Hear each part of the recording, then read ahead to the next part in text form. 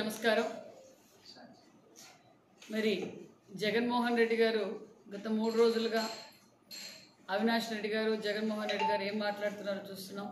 అదేవిధంగా మరి ఈరోజు సాక్షి పత్రికలో అప్రసమావాదిక అరాచకవాది చంద్రబాబు ఇదే విధంగా గతంలో కూడా బాబాయిని గొడ్డల పోటు పొడిచి నారావారి చరిత్రని పేపర్లో రాయడం చూసాం.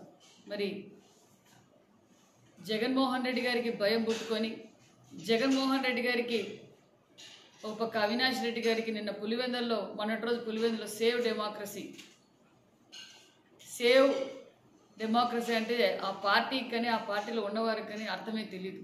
మరి అలాంటి వారు ఈరోజు పులివెందులలో ప్రజలే అనుకుంటున్నారు ఎప్పుడే కానీ ఈ విధంగా ఎన్నిక జరగలేదు, ఈ విధంగా ప్రచారం కూడా జరగలేదు. ఎందుకంటే గత కొన్ని సంవత్సరాలుగా స్థానిక ఎన్నికలు జరిగినప్పుడు ఎప్పుడే కానీ వైసీపీ పార్టీ వచ్చి ఓటు అడిగిందే లేదు.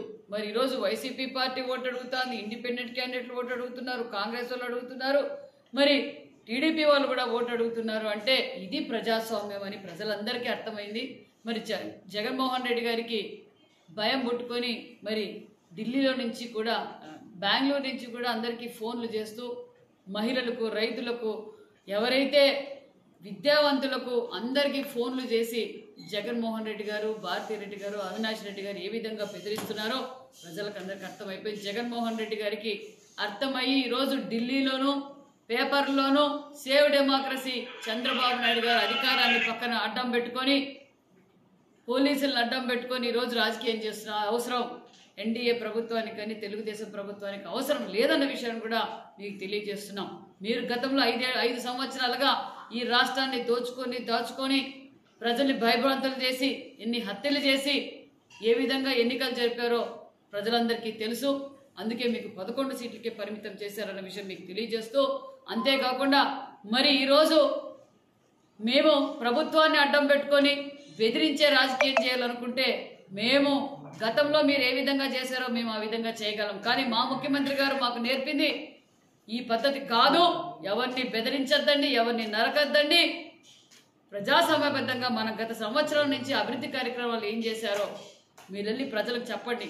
మేము సంక్షేమ పథకాలు ఇచ్చాం, చేయబోయేటి చెప్పాం, చెప్పని కూడా ఎన్నో కార్యక్రమాలు ఈ రాష్ట్రం కోసం అభివృద్ధి కార్యక్రమాలు చేసిన విషయాలు ప్రజల్లోకి వెళ్ళి తెలియజేశాం.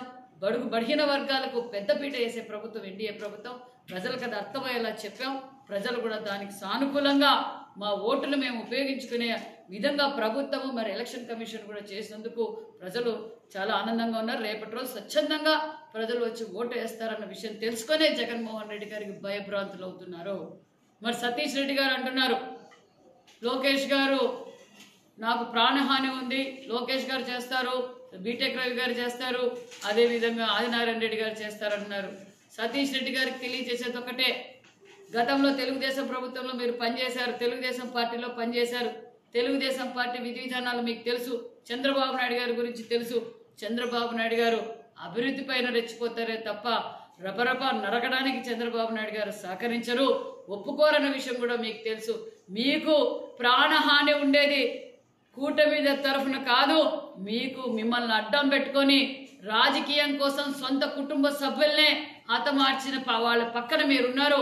మీరు జాగ్రత్తగా ఉండి మీ పక్కనున్న మీ పార్టీ వాళ్ళు మీ మీద వేటపడవలి పడవచ్చు, అది మీరు జాగ్రత్తగా ఉండన్న విషయం కూడా మీకు తెలియజేస్తూ, మరి పులివెందుల్లో తెలుగుదేశం పార్టీ అభ్యర్థి లతారెడ్డి గారు భారీ మెజార్టీతో గెలవబోతున్నారు. మేమందరం కూడా వచ్చి ప్రజలు ఓటు వేయండి, ధైర్యంగా మేమందరం ఉన్నాం. మా కార్యకర్తలు కూడా ఈరోజు ఎవరు బెదిరిస్తున్నారు? పులివెందుల డిఎస్పీని బెదిరించింది ఎవరు? మరి ఈరోజు వైసీపీ పార్టీ నుంచి టీడీపీ పార్టీలోకి వచ్చిన నాయకుల్ని ఎవరు బెదిరిస్తున్నారు? ఫోన్ ద్వారా బెదిరిస్తున్నారు. మీ కథ తేలుస్తాం, మీరు ఓటేసేకి వచ్చినా ఒప్పుకోమని చెప్పి జగన్మోహన్ రెడ్డి గారు బెదిరిస్తున్నారు, అవినాష్ రెడ్డి గారు బెదిరిస్తున్నారు.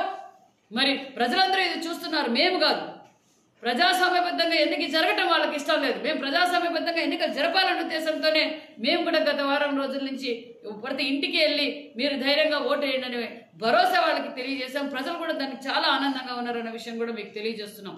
ఇది ప్రజాస్వామ్య ప్రభుత్వం, ఖచ్చితంగా పులివెందుల్లో మేము భారీ మెజార్టీతో గెలవబోతున్నాం అన్న విషయం కూడా మీకు తెలియజేస్తున్నాం.